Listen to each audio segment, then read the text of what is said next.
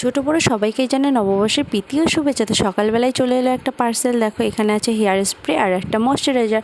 তো তারপরে আমরা সকালবেলায় চলে গেলাম সবাই মিলে পুজো দিতে। এখানে বরের গাড়ি পুজো দেওয়ার ছিল, আর আমি আর এই যে আমার শাশুড়ি মা এখানে দাঁড়িয়ে আছে। তো মায়ের মন্দিরে আমরা প্রতি পয়লা বৈশাখেই পুজো দিতে আসি।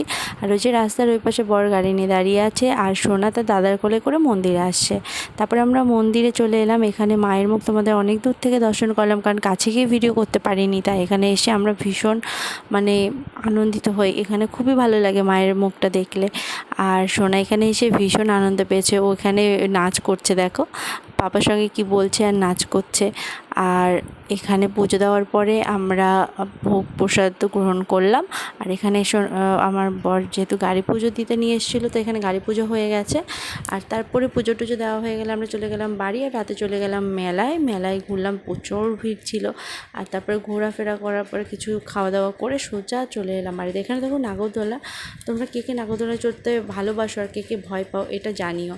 আর এখানে দেখো ফুচকার অনেক গাড়ি, আমি কিন্তু ফুচকা খেয়েছিলাম কিন্তু একটু ভালো লাগেনি।